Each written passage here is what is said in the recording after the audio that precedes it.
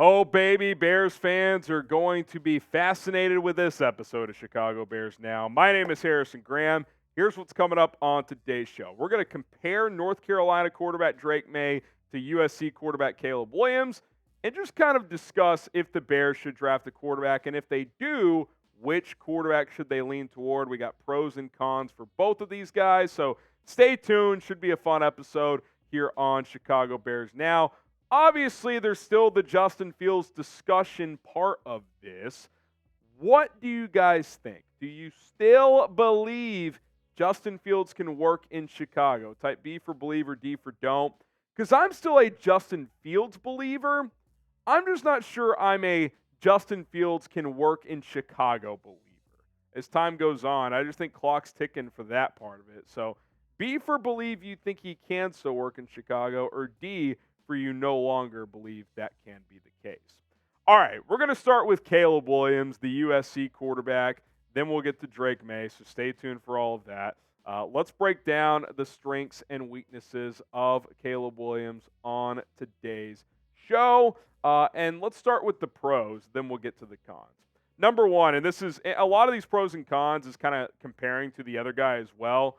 He's got a lot of experience and more experience than Drake Maye when taking a look at these two guys. He's already started 31 career games. He's played in, I believe, 35 because his freshman year at Oklahoma, before he took over, he still got in 4 games when he was Spencer Rattler's backup. Then he took over for him. 31 career starts. He's going to start at least 2 or 3 more at USC. We'll see if he plays in a bowl game or not. But you're talking about a guy who will have, in the neighborhood of 35 college starts. That's almost 3 full seasons worth. That you like that coming out. There's a history of players who get more reps at the college level, tend to pan out more frequently than guys who don't. It's Trubisky, 1-year starter, did not pan out. Caleb Williams, he's not a full 3 or 4 year starter, but 2 2/3 type seasons worth of starting games. That's going to play and give you a chance in the NFL.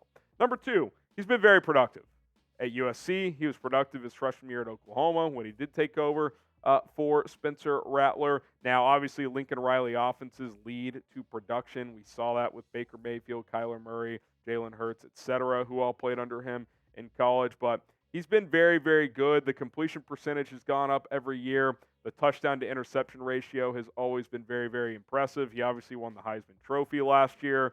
And he's mobile. He can run the football as well. Has just under 1,000 career rushing yards and 26 rushing touchdowns. Usually he uses his mobility to keep his eyes downfield as well. If anything, he probably could run a little bit more, but he does not. But he's dual threat. He can make big-time plays. He's been very, very productive. And that gets us to key number 3, which is a blessing and a curse. We'll talk about both sides of it here as we continue with the show. He is an incredible creator.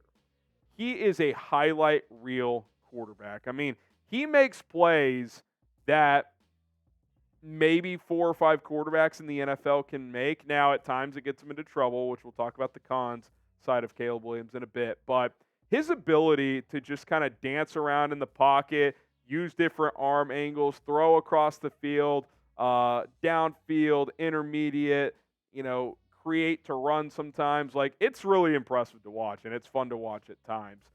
There's no doubt about that. So you like having that in a QB prospect. The key is to keep it reined in, right? Knowing when to use that. And I think we've seen that with Justin Fields at times as well. But he's definitely very fun to watch. Like, if you're just talking about highlight reel plays, Caleb Williams, Drake Maye, advantage Caleb Williams. There's no doubt about that.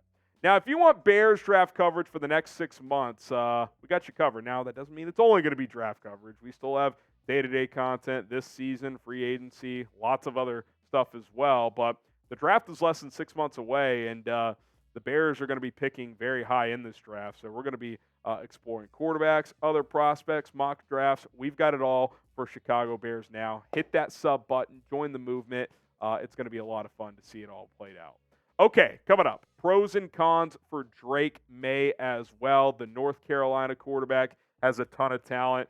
Also, we're going to dive into that. Producer Roley, a.k.a. Nick Roloff, he's a North Carolina football fan. Saw him play in person earlier this year. He'll give some thoughts on Drake Maye. Let's get to cons for Caleb Williams first.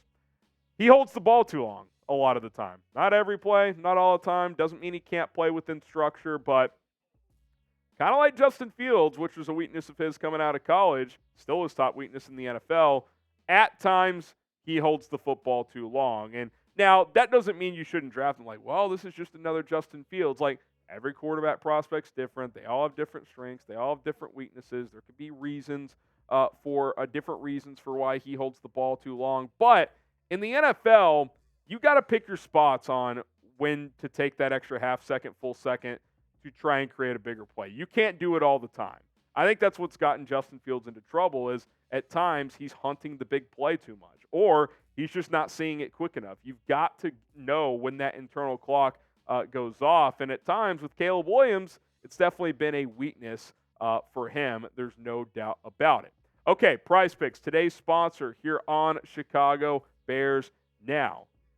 More, less, stat projections. It's that easy. That's all they ask you to do. Pick 2 to 6 players on any given entry, and if they will go for more or less than their Prize Picks projection. For example, Monday Night Football, Thursday Night Football. Whenever you're watching this, you can pick a quarterback, you can pick a running back, you can pick a wide receiver, and if they will go for more or less than their stat projections, and you could throw that into one entry and win up to 25 times your money.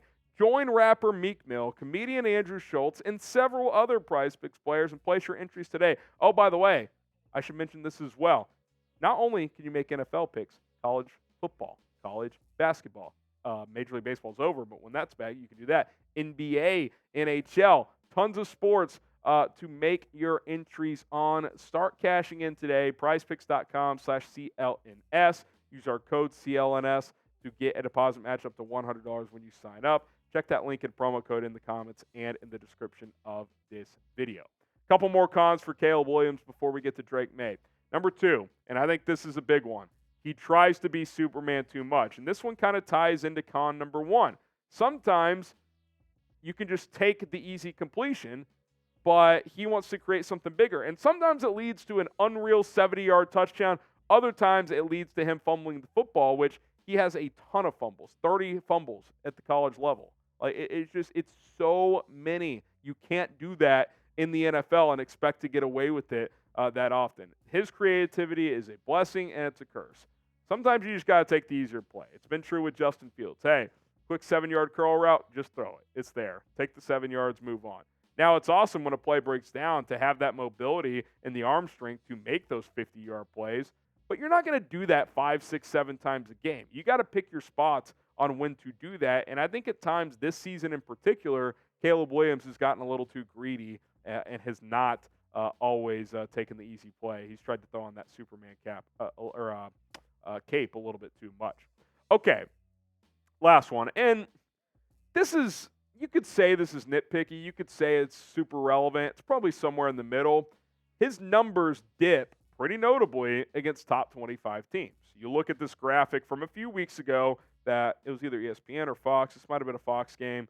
Non-top 25 total stats versus top 25 total stats. Pretty stark, right? Now, he's had a couple of duds in his career, which I think really deflate that. Like that Notre Dame game earlier this year, he played terrible.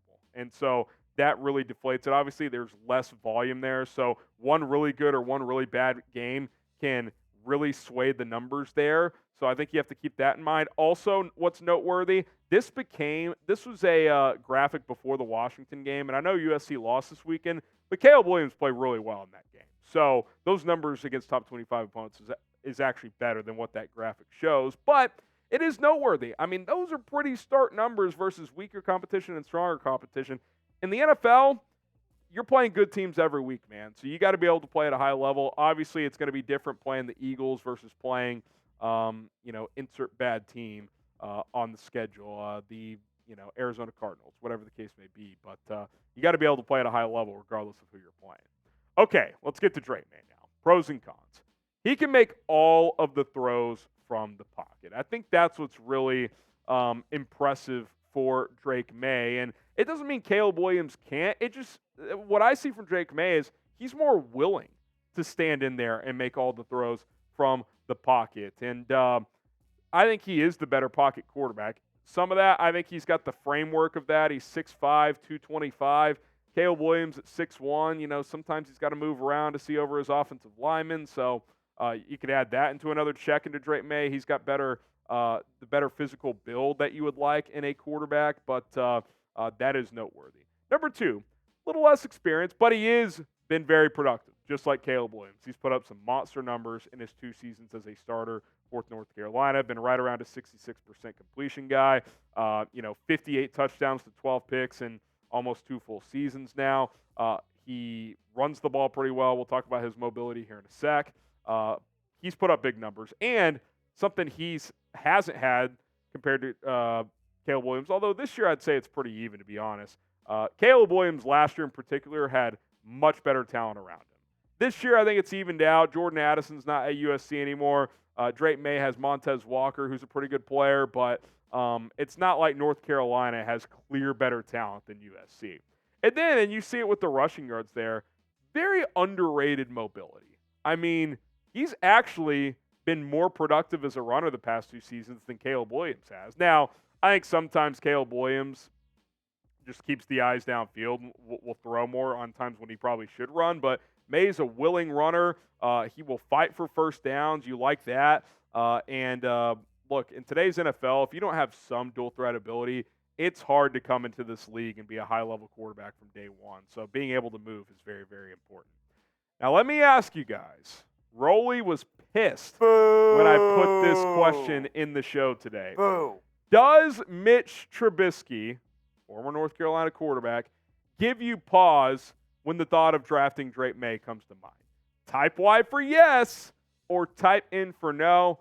I'm telling you it should not, but I want to know if it does. Be honest with me. Don't lie. Yes, no, what say you? Get your answers in the comments. Drake Maye cons. Only a 2-year starter. That only is kind of a tough word to use there because 2 years is pretty decent experience, especially nowadays where guys are just told to go. I mean, the money's too hard to pass up. So I'm not overly concerned there. I think 2 years of tape is certainly plenty. You'd love to have 3 like Caleb Williams is almost going to have, but I'm not overly concerned there. I don't think, 8, 9 extra starts, whatever the case may be, from Caleb Williams compared to Drake Maye is like the reason you take him over Drake Maye. But the point is every rep is critical. I think we've seen that with Tyson Bagent. I think a main reason he has made it in the NFL is because he had so many reps in college. I mean, the guy has played so much football that, yeah, he's got physical limitations, and sure, he may never be a high-level starter, but he's seen a lot. And, 2 years compared to 3 or 4 is certainly a notable difference there. Number 2, he does have careless plays at times. I was talking to Rolly. I was like, hey, give me a weakness here. And he goes, well, at times he'll be getting hit, he'll be getting sacked, and instead of just going down, he'll try to, throw the football off one leg while getting hit, kind of like Patrick Mahomes. He's, known for that. He'll have defenders, wrapped his feet around, and he still has the arm strength to make the throw. And it's like, okay, every once in a while, if it's a check down or something, yeah, still get it out. But what you can't have is trying to do too much and that leading to back-breaking turnovers. Sometimes it's okay to take a sack. And I would tell the same to Caleb Williams. He'll do Superman stuff, and then he'll end up fumbling. Sure, you love the big plays that happen as a result of that, but you got to find that balance, and I think that's true with both of these guys. And then number 3, it's not like something that can't be ingrained in him, but he hardly ever slides. I mentioned it earlier. He fights for first downs. He's a willing runner and willing to take hits, which, look, 3rd down, you got to convert. That's a different deal. But if it's 1st and 10 and you could get a first down by taking a hit from a linebacker or just taking 8 yards by sliding in front, just slide, man. Get to the next play. We've seen Justin Fields take way too many hits here in Chicago. Actually more in the pocket for holding the ball too long, but some as a runner as well. You just got to limit those. Otherwise, your career is going to be cut short because of that. So that should be an easy thing to coach into him. But I did want to mention just that. Before we get to the last question, I want to bring Rolly in here, get some thoughts going on Drake Maye as I've talked through the pros and cons. A lot of you guys know our producer, Nick Roloff, a.k.a. Rolly, big North Carolina football fan. He's seen Drake Maye play in person, and obviously he's a big fan of his. So when you look at Drake Maye, and you can tie Caleb Williams into it, Rolly, you guys let us know. CW for Caleb Williams, DM for Drake Maye. Who would you rather have? What do you see? I mean, I know going into the season it was kind of not a joke, or I'd say more of a bit when you're like, oh, Drake Maye, he's better than Caleb Williams. Well, some national guys have now shifted in that direction here when you compare these two quarterbacks. Well, you kind of mentioned it a little bit earlier, and the reason why I've always been someone that, yes, it was more of a bit earlier on in the season. I didn't expect it to actually become this close 10 weeks into the college football season. But the reason why I was always thinking that Drake Maye could potentially be someone that is taken number 1 overall instead of Caleb Williams is because of his frame. He's 6'4", he's 6'5". It's been the lazy comparison, and I hate to make it as well, but he is very similar to Justin Herbert in the fact that he is so lengthy. He's mobile. Dane Brugler said the same thing. He has a rocket of an arm. So it feels like a lot of people are comparing him to Herbert. I know Dan Orlovsky did it last year. Brugler does it. Seems to be everybody's comparison. So I hate to just hop on that bandwagon and say he is Justin Herbert, like as a prospect. But he really can do it all. And both these guys, it's hard to really think of cons, as hard as it is to say that out loud. It feels nitpicking when you do try to say cons for these two quarterbacks. Listen, I think any two of these guys, it's hard to say that it's a guaranteed lock of a hit. Yeah. And I know we said this for that quarterback class with Fields, Mac Jones, Trevor Lawrence, Zach Wilson, Trey Lance. It's hard to think that these two guys are both not going to be good at all. To me, they're both going to be top 10 quarterbacks in the NFL. As you and I both know, as the chat knows, quarterback, a lot of it's fit, man. You got to have the right pieces in place. You got to have the right coaching staff. I'll say this. If Luke Getsy's the OC, I think Drake Maye's the better option. That does make sense. If you're asking someone to play with rhythm and structure, I think Drake Maye's the better option. But even then, I still don't want Getsy because Maye is a good when the play break down quarterback as well. Like you want him to do those things when the time is right. So we'll see, man. I mean, we're going to talk about these two quarterbacks a lot over the next several months. We'll dive into some other ones as well. J.J. McCarthy, Michael Penix, Quinn Ewers. We'll continue to crank out the draft coverage, which is why you subscribe to the channel, because let's be honest, it's going to be an interesting few months to see what Ryan Poles ends up doing at the QB position. That's why you subscribe. We'll see you soon.